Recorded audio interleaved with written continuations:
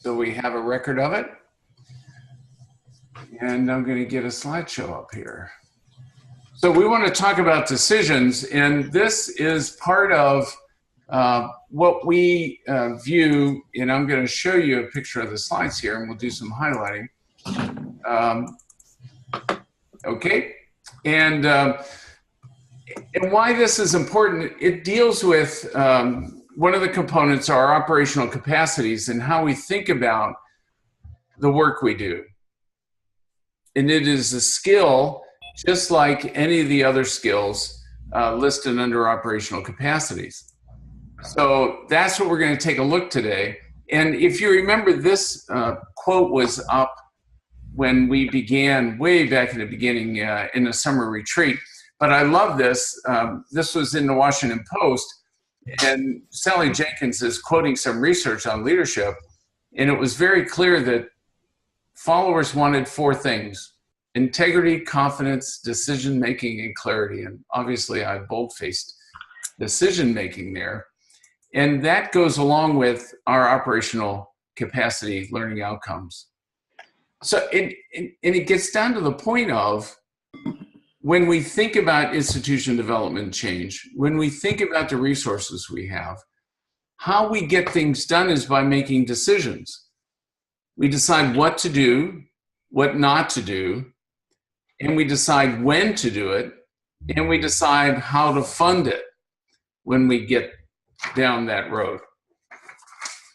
Today's introduction is going to be a quick one. This is an enormously complex subject, but I sent you a bibliography, wanted to recommend it out of that bibliography, these 2 books, both of which, the Harvard Business Review book, and it's a short paperback, obviously approaches this from a business perspective, but still has lots of great things to say about decision-making.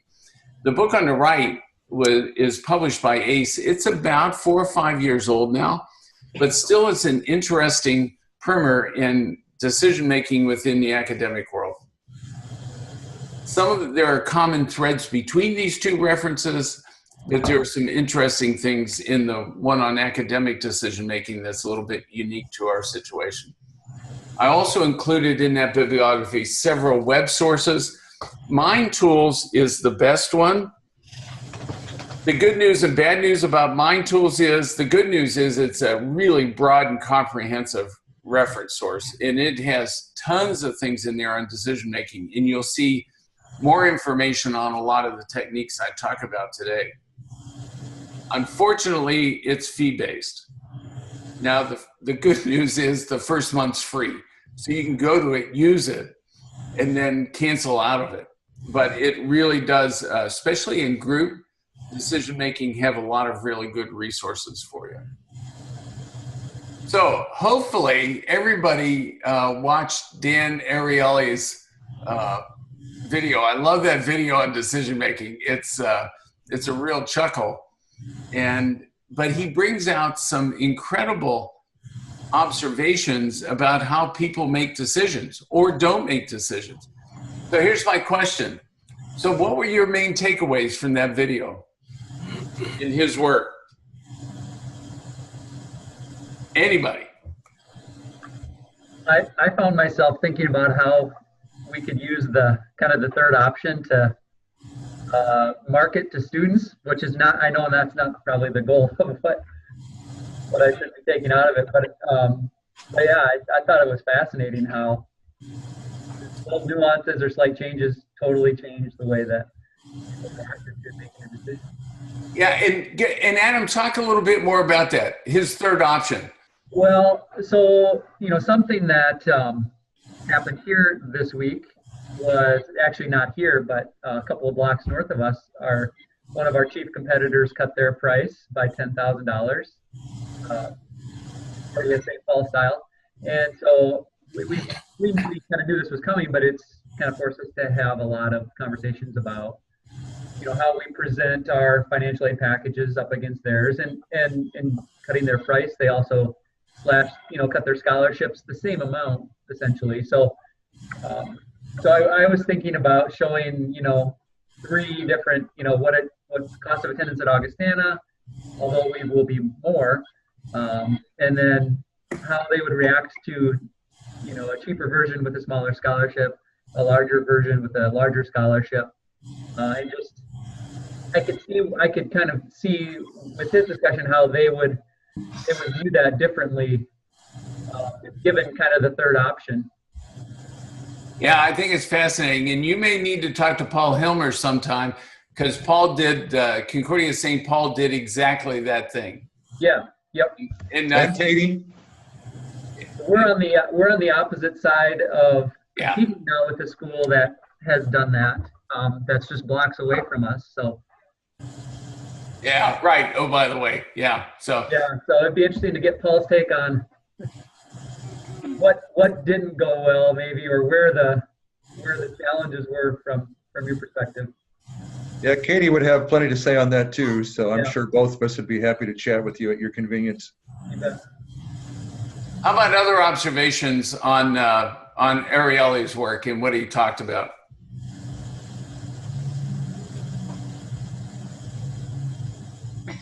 This is likely me not being an influencer. I don't have that strength. It really is just influencing the decisions. That you provide the different options, where you want them to go, and presenting it in a way that would help lead them there without forcing that upon them.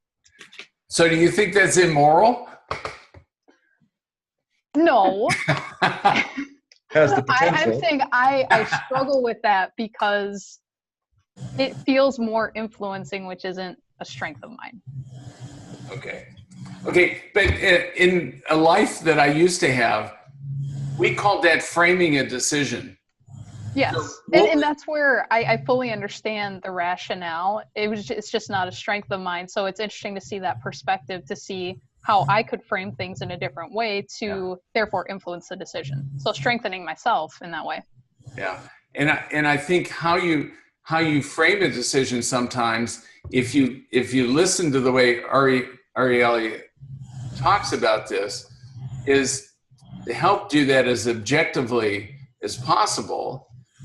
And because sometimes these big decisions, if you're not looking at reality, and his main point is how difficult it is to really see reality and these illusions he talks about, that framing it where you get the most objective look possible, or at least understand the variables, is really, really important, and multiple options.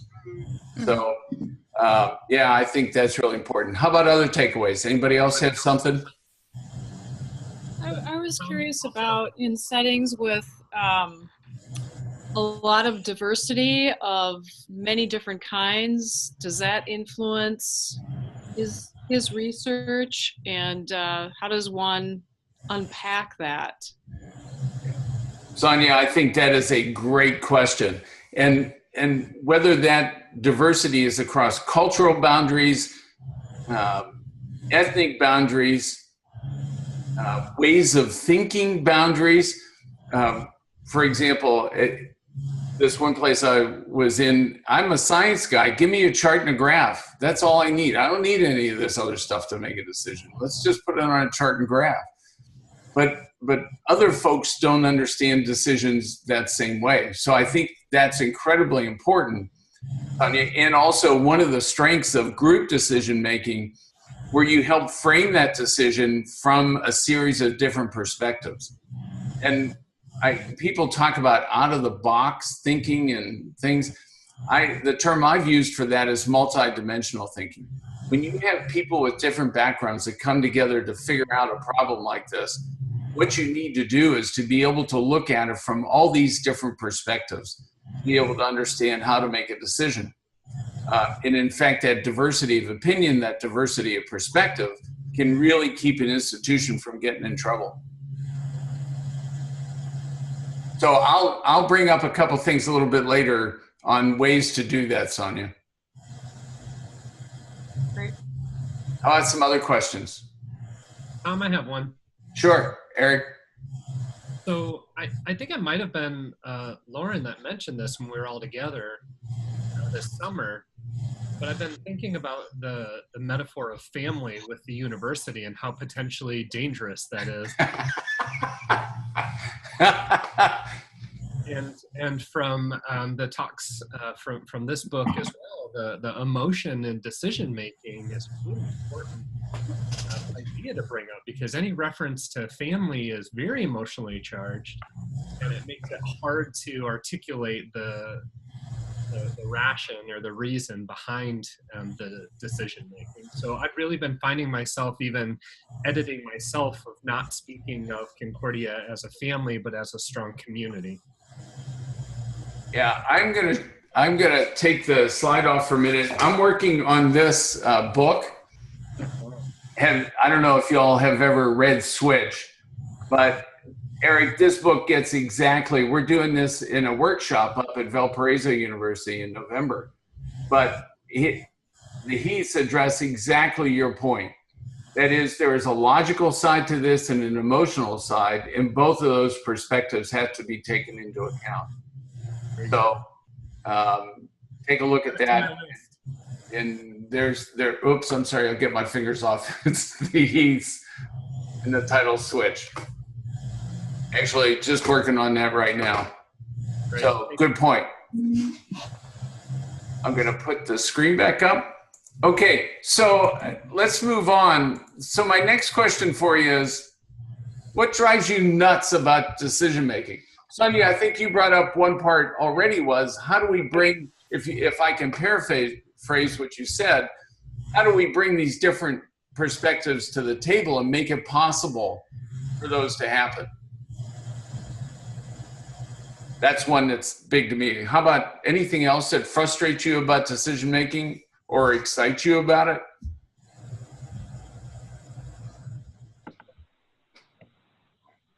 Not making one. Yeah. That has to be the most frustrating part of decision making. When decisions are not made that you know need to be made. I think the flip side of that, though, is when we ask for all this input, and then really the decision was made before the input, but we want to give the impression that we've consulted lots of people before we make the decision. And so, finding that sweet spot between including everyone, which often leads to no decision because there are too many opinions in the room, and making a sort of unilateral decision with a thin veneer of inclusion. Neither one of those are very good. Yeah, and that's it, Paul. That's really hard, and you'll see in this model that I'm going to talk about at the end. The fact that the decision didn't go the way a person may have wanted doesn't mean they weren't heard. It just means it went a different direction. And how you talk about that, and one of the keys I talk about at the very end for a decision-making process is making it transparent. Mm-hmm. And that's what's going to build trust in decisions. So good point. Yeah, if you're going to ask for input, use the input. Yeah, I mean, it doesn't have to be the driving force behind the decision, but yeah, you certainly need to make it clear that it was considered. Yeah, good. Anybody else want to throw a final one on the table here? I would add that you don't always get a second chance to revisit a decision. So we've had some conversation. Our faculty have said, when this comes up again, we would like the decision to be handled differently. But the landscape of higher ed is changing so quickly that situation is not going to come up again. So it's hard to determine how to learn from the way certain decisions were made when you don't always get a second chance. Yeah. Problem. Yeah, and I just want to go back to this idea of really walking around a problem from all perspectives, because there are decisions that you make that you don't get a second chance. And Eric, the day I signed the contracts for the sale of the campus, we didn't get a second chance. No turning back. Yeah. There was no turning back from that decision. And good thing you got that one right. Yeah. And nearly as we can tell still today, right? Nearly as we can tell. So why do we care about this? Why is this so important? Why is it important that you think about this idea of decisions and how you make them. And I've quoted Dan Allender before, but these are simply doors that we walk through as we live out our life within our institutions. And we make a myriad of decisions every day, from small to large. And in understanding how we make those is critically important. So, taking some of Ariely's work and this reference on making smart decisions, here's 6 sort of basic decision traps you need to be aware of as you go through this. So, for example, and he mentioned anchoring this idea of the first information I get, that's where I'm at, confirming evidence, seeking information to support biases, all these in framing. His organ donor example is a great one. But I just give you this list as something, and we'll send these slides out to everybody to keep in your hip pocket as you go through your leadership journey and make decisions. And I love the estimating and forecasting one. And I love to tell flying stories, but when we send pilots out to fly, we learn and make decisions within a certain context. And where pilots get in trouble is when they make the same decision and the context has changed and they don't know it. And overconfidence is one of those. An unreliable memory is another one of past events. But knowing when you're moving outside of what you know is incredibly important as you go through making decisions. So we're going to talk about decisions. This is a book definition of decisions. It's a means to an end. It's a way to get down a road. And classically, to identify a problem and choose a solution. We're going to talk about 4 things here that I'm going to give you 4 models of decision making. Look how we might do that, and think about styles and group decision making. So how do you make decisions? Anybody, tell me just in a rough, quick way, how do you make a decision?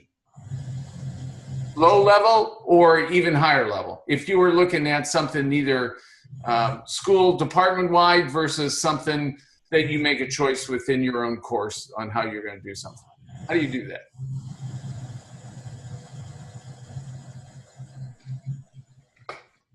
I think about hiring, for our staff. Ooh, good, Adam, good example.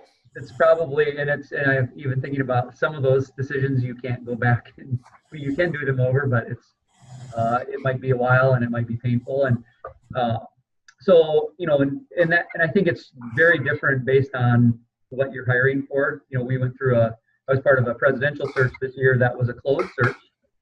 So that was a different process than when we're hiring an admission counselor, and we take that very seriously and involve a lot of people from different offices and gather input.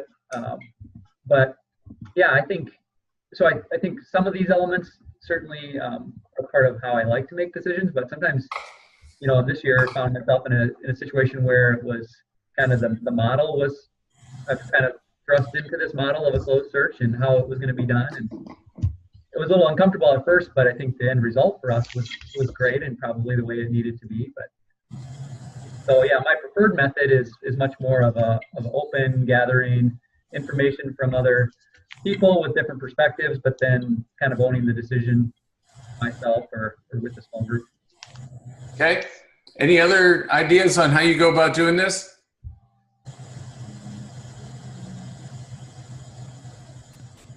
Well, I think you have to start by questioning your own assumptions.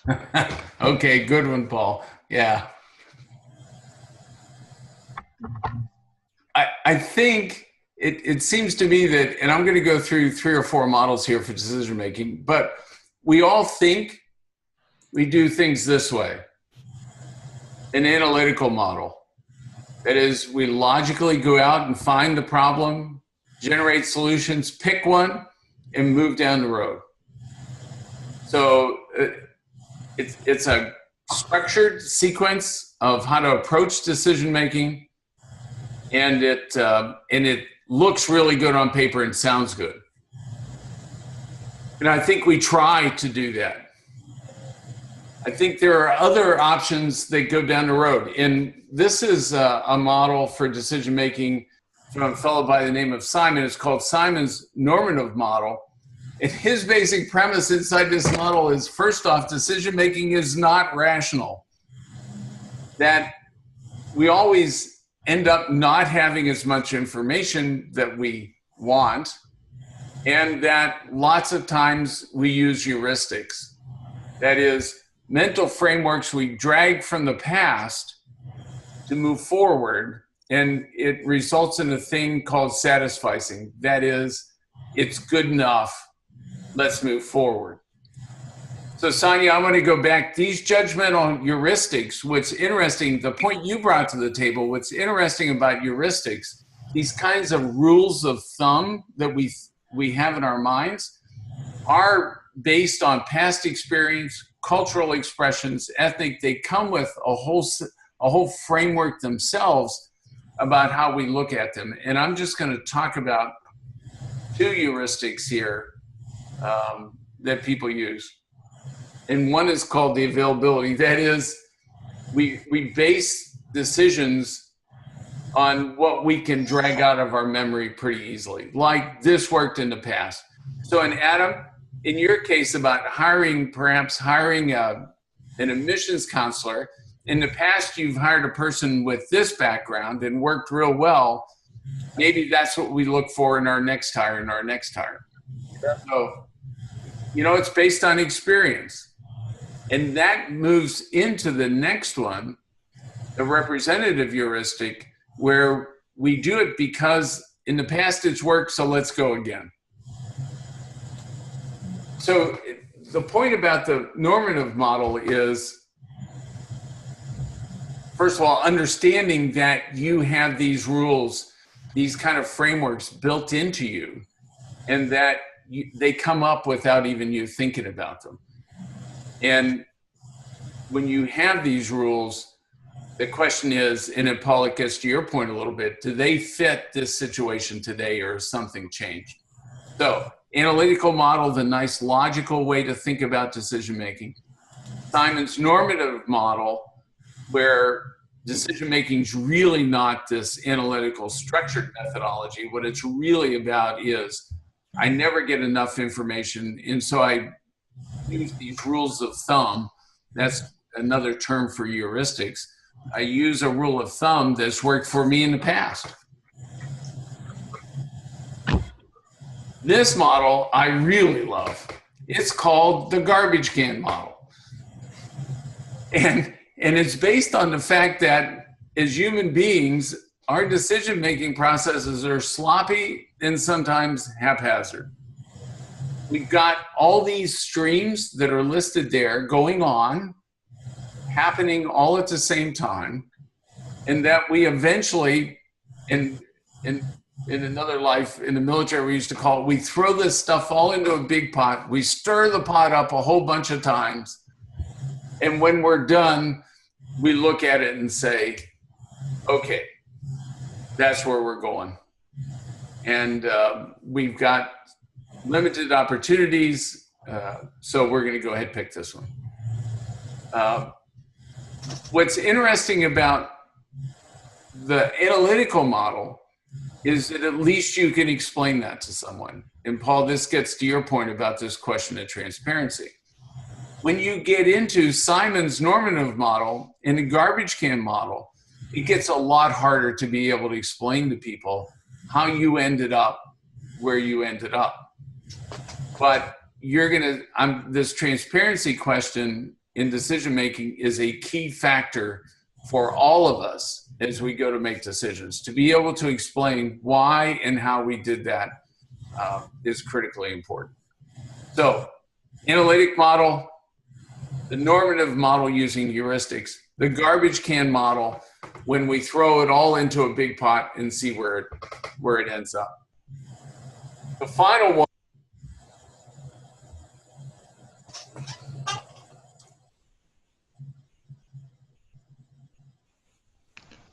Tom, we've lost you. I can hear you. Nope. We can't hear you, Tom.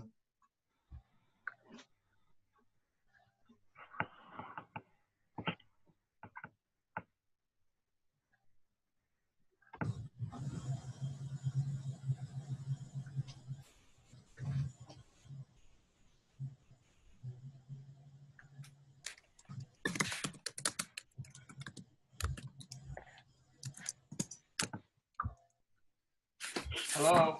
Check, check. Hello? There we go. Okay. Okay. Oops. Lost him again. Nope. So how is everybody? Good. Anybody want to guess what the next model is? The decision-making by silence model? Okay, how about now? There we go. You got me now? Yeah, okay. So that's a Oh, oh. You're gone. Now you're just playing with us, aren't you, Tom?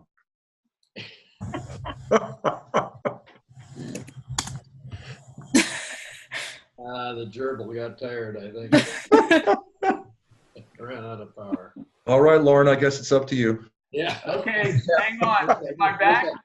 Yeah. For the moment. I wish I knew your outline, Tom. I could be more helpful. Oh, God. No.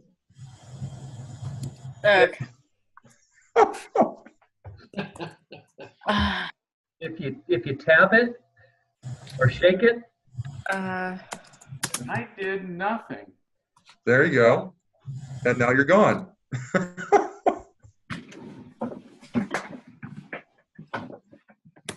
Crazy. It's really time to turn in that Radio Shack computer, Tom. Oh,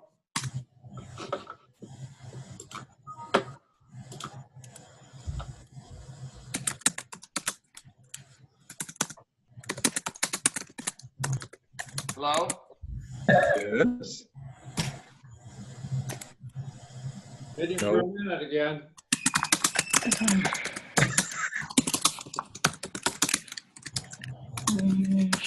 Hello? Yes.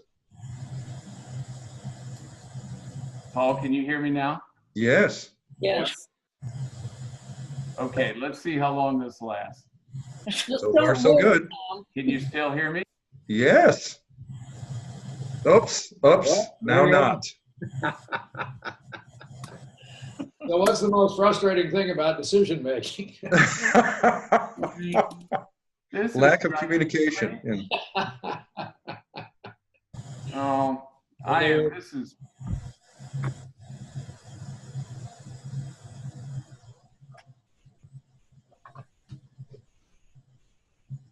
Decision makers refuse to communicate. Yeah. Okay. Can you hear me now? For the moment, You just can't move. Okay. at all. I can't do anything here, like click anything. So, Oh, God, you click something.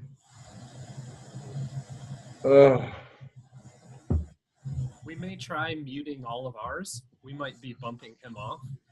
Let's find Well, out. And sometimes taking the video off gives you better bandwidth.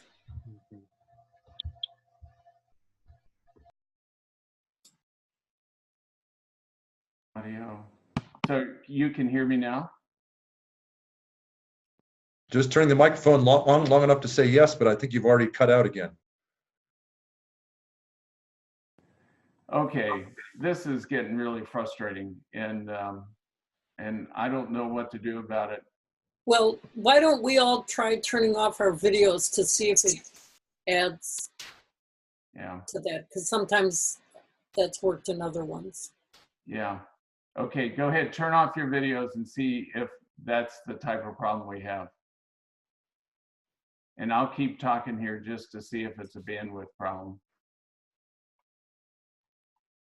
Still hear me? Yes. That may have been it. Well, that's happened on other webinars that I've been on. Okay, I can, Are folks still hearing? Yep. Okay, good. Okay, I'm going to keep going and go back to screen share and finish this thing up. I apologize. It should work a whole lot better than this. So as we think about decision making, those three models, the analytic, Simon's normative, using heuristics, analytical logical process, and then the garbage can, we in the academic world end up being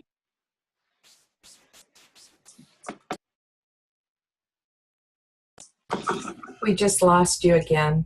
Sorry.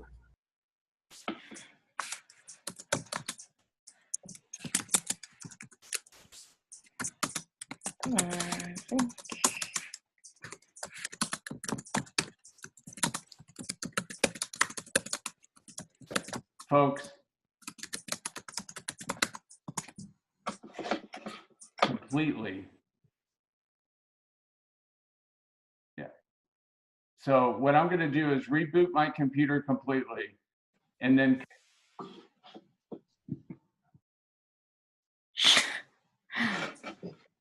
hang with me for about 5 minutes.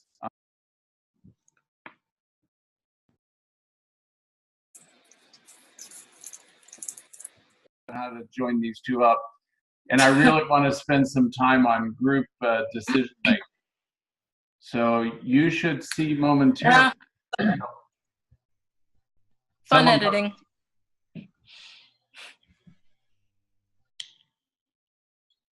Someone just said something, if you could go ahead.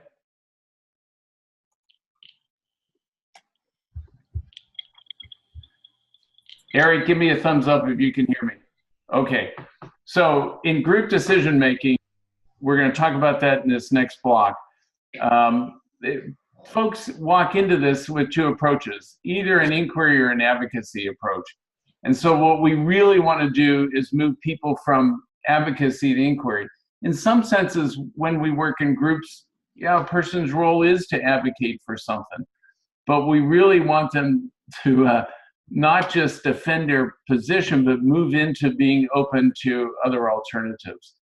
So those types of things, and again, I'll give you these slides so you know to think about them, but there are advantages and disadvantages, just like everything, for group decision making.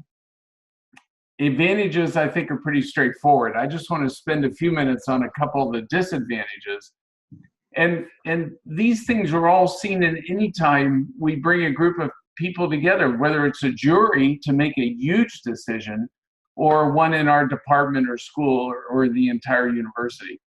But certainly social pressure and the potential for vocal, aggressive folks, minority domination to take effect. This log rolling thing is really a thing about exchange and reciprocity. I'll go advocate for yours if you advocate for mine. Groupthink, you've all heard about that. And this idea about goal displacement, that the whole process moves off into some other direction away from the original issue that you're trying to solve. So the previous slide and this slide, just keep in your hip pocket as you think about group decision making and keeping focused on an outcome. And I always like to think about these processes from saying, where do we want to be at the end of this? What type of decision might it look like, or do we need to make, and then help guide the group along that road. So everybody's heard about brainstorming as a group problem-solving technique where you generate lots of ideas, they're developed, they're written down, they're not critiqued, but what we really after is a quantity of ideas, then we can go back to one of those other methodologies for sitting down and looking at a decision. But again, this one, multidimensional brainstorming is successful when you have bunches of different people coming together to talk about it.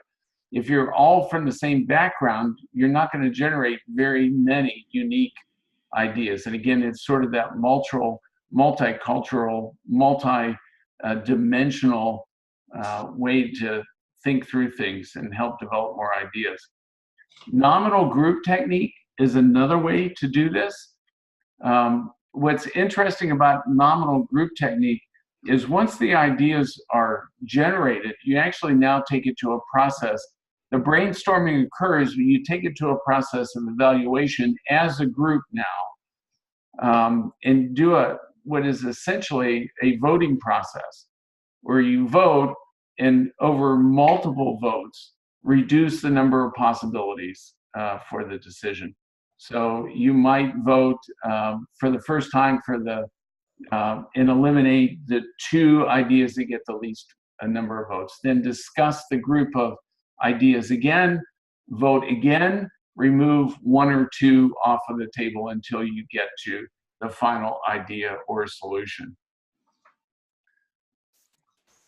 The Delphi technique, I'm not going to go into these too deeply, but what's interesting about the Delphi is you bring a group together, but you've shaped this group from the beginning as folks that are experts in the area that you need to make a decision about. And they may be in one place or physically dispersed, but basically you collect ideas and judgments from a group of experts, do several rounds and gradually review the ideas or potential solutions through a voting process again to call them down. So, for example, I mentioned about how Concordia sold and moved its campus. We did sort of a Delphi technique for one part of that decision where we went out and got a bunch of commercial real estate experts together. We knew we didn't know commercial real estate, so we brought these folks together to help us look at alternatives and what might be the best way for us to move forward. And then finally, this computer-aided decision-making gets back to what a number of you talked about before about framing decisions. So what you do is use fairly sophisticated linear programming models to help frame your judgments. That is, you would use heuristics along with data to frame judgments and allow you to move inside a decision space. We used to call that the football, and there's eventually an horizon that you say, this looks like the most prudent decision. But again, not going to spend too much time on those. But they are out there. That model, that website I told you about has those. So let's step back to group decision making. So we've got these different possibilities for how we might go about making a decision. We'd like to think we do it rationally. We can use heuristics. We can use these other tools. But how do we decide when, okay, I can make this one myself, or I need to pull a group of people together with this and work on either bringing a group to consensus or taking opinions?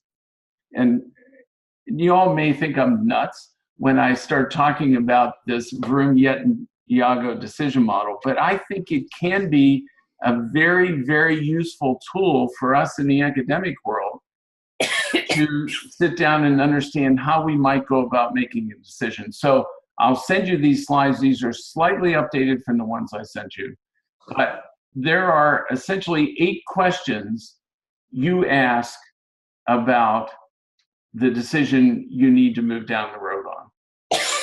These 8 questions then lead you to a series of different decision styles. For example, in the authoritative one, you solve the problem and make the decision yourself. You have the information available to you at that time and you make it.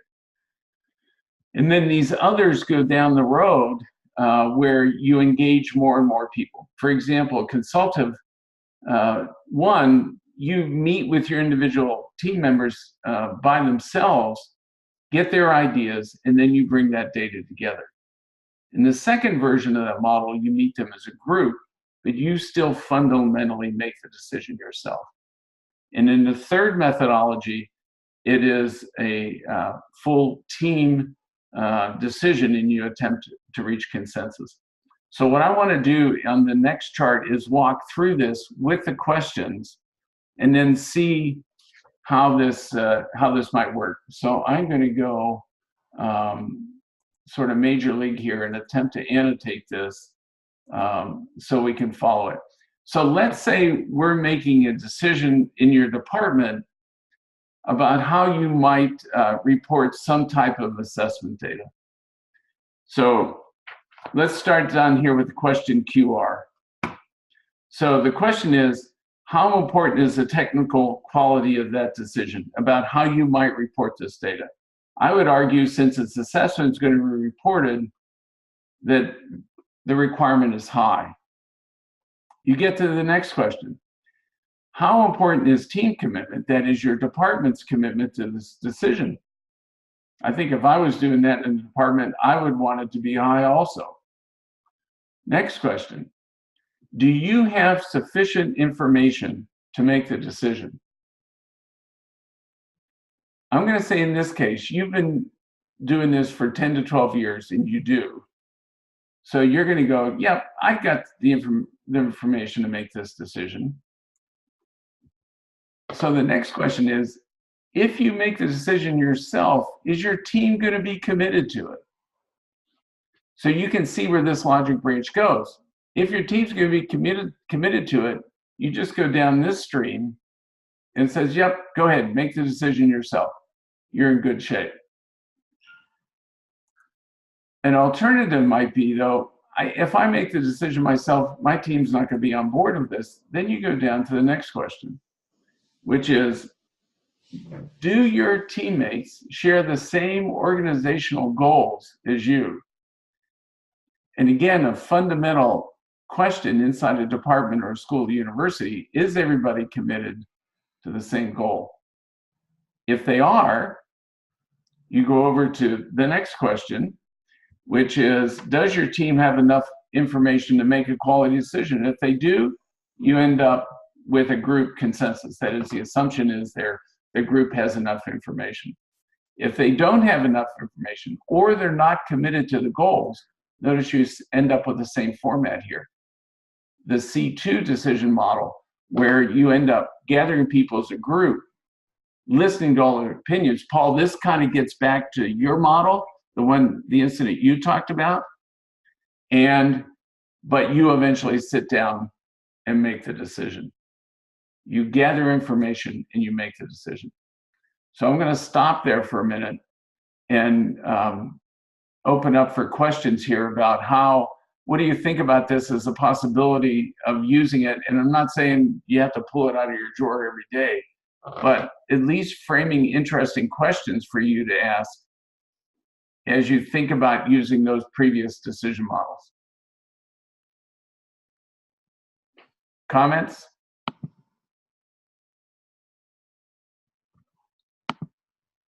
I think to begin with, I would like it in my drawer so I could pull it out every now and then, because obviously right now I'd love to go back a couple of slides and take a closer look at this. It's still relatively new, right?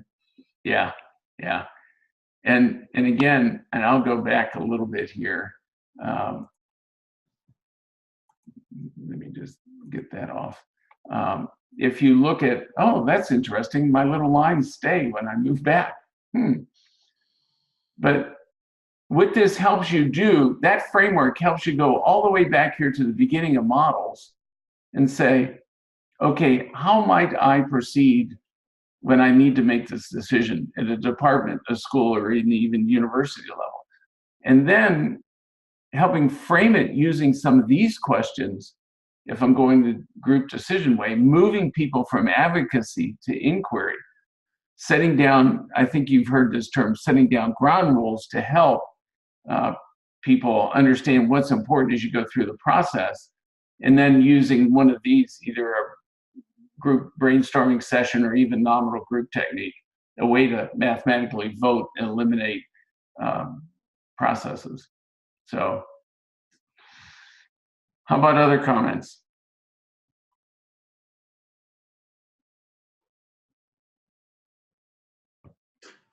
I would ask a question, Tom. Sure. How much do you walk your team through this process that you went through to get to the ultimate decision? Does this become common language for your team, or is this more your own process that you use for going about decision making? Oh, really good question, Eric. I think that's something that you'll have to decide based on your team. There are, and again, what's the whole currency that underlies this? Like we've talked about through the whole program, and that's trust, right? So the question is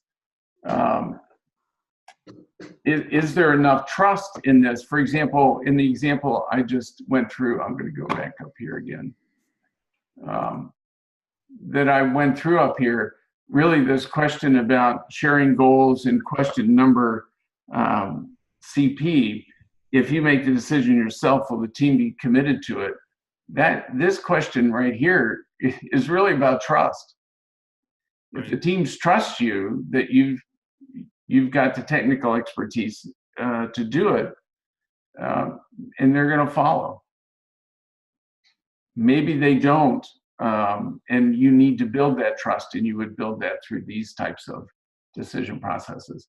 But Eric, I mean, how would you feel? I mean, I think,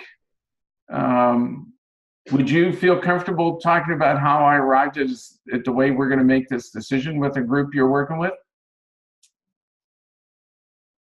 I would think so. I think that what I might see is that what I would have assessed as a yes or a no, others might want to disagree. Oh, okay. So would want to maybe decide that the decision tree would go a different direction than what I had determined. Okay, good point. Good point.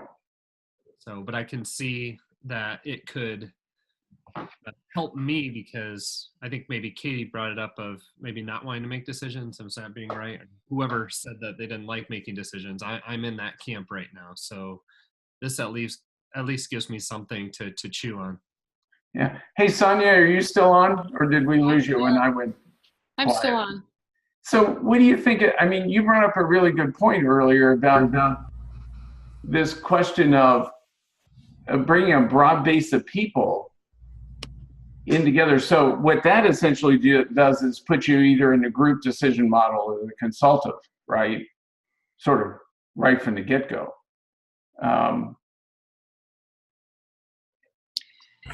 Yeah, I think so. I'm still wondering about how, I mean, that Ariely example of the two tables, right? Yeah. It's still hard for me to, I really like this model, but I still wonder what might get at that, those two bars that are exactly the same length, but yeah, I guess I'm struggling with even how to frame the question. Yeah, and I think in Ariely's point is this illusion that we see is framed by a whole series of things as we look forward to making decisions. And, my upbringing frames some of the ways I look at things. My experiences frame how I look at things. So I think part of that, Sonia, goes back to that table of whether we're going to be advocates or do a process of inquiry. And in the beginning saying, you're going to have to be open as we go through this process to listen to other perspectives. And I might even, here's something to think about. What if you opened a group process with that video? Mm-hmm. Yeah, that's a great idea. And said, we need to do this for these reasons, but I think we also all need to sit down and see this and understand it, because no matter how objective we may think we are, we're not.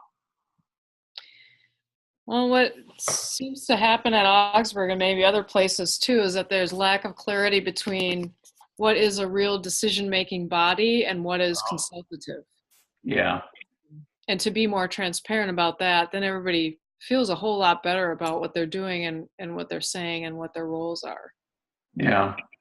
Yeah, I think that's That used to be the old who's on first question or something in a baseball analogy. I think inside organizations, especially higher education, I mean, you can't make a rule for everything, but understanding who's responsible for what is really, really important. And the more clarity you can bring, I thank you, Sonia. That's a great higher level question inside decision making. And that is understanding who's responsible for what. And where is their consultation and where is their decision authority? So I think both an explanation, and that comes all the way from the Board of Trustees or the Board of Regents, through the president, through the administration to the faculty and the staff, about understanding where those decisions are made. So yeah, great point. Great point. How about other questions? I know this is really hard. Anybody gone through a really successful decision process? Would you like to describe that for us?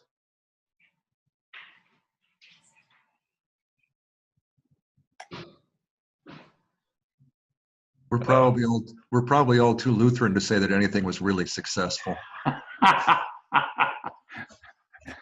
Thanks, Paul.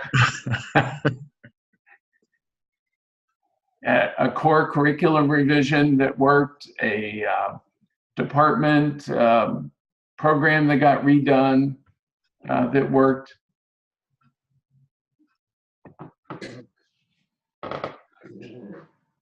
We're just getting started on something, but I'm excited about it. We're having members of each of our academic departments in the College of Humanities and Social Sciences reconsider what general education looks like, not in terms of the courses that are offered, but in terms of how students perceive their value. And I've been really encouraged by people being willing to sort of set aside what might be perceived as self-interest and just really be involved in the process and accept it on its own terms, and not trying to define things based on defending specific academic areas or anything like that. And so that's been very encouraging to me. Okay, good. Finding some common ground, some understanding as you enter into the process. And understanding what the endpoint is. I always yak about endpoints, but what the purpose of the exercise is. And I apologize, we've gone over. I just want to go to this last slide and talk about, here's things to think about, in some ways that you can ensure you get the best decisions possible. Is use the model. And Eric, I kind of like this, we can all sit down and go through this together. Review the traps. And Sonia, this would sort of fall into the point of maybe even watching that video before you begin an extensive process. Understand that you're not going to get, and even making it clear in the beginning that the odds that we're going to get 100% consensus on this if we're doing a G2 is going to be rare. So understanding that. And then making whatever process we use as transparent as possible. And that is, here's what we did, here's where we collected information, here's how this decision ended up going, and here's why it ended up that way. I think is really useful. The example I used from our moving the campus, we sort of used, we did do some nominal group technique. We had 30 alternatives in the beginning for doing this, using nominal group to get it winnowed down some, using conversation and drawing other people into the conversation, including students, help draw it down some. And then finally, both perspective and place and finances ended up in the final decision. So it was an interesting funnel. So, and time for questions. And again, I apologize so much. I think my computer just gave up for a while on the mic. It just plain gave up. So I apologize for that. And we're going to have to see how the whole thing turned out. Everybody wants to turn the video back on. How about a couple questions? I know we've lost some folks. So any questions?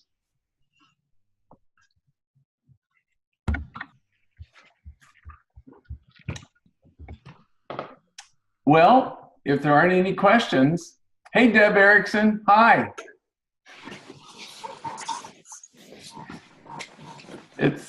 It's been good to speak with you.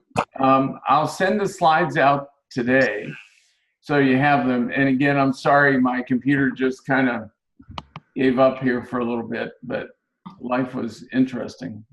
I may have to, maybe I didn't feed it breakfast early enough or something like that. So you all take care and have a good one. You too, Tom. Thank Thanks, you. Tom. Hey, Lori, can you hang on for a minute? Yeah.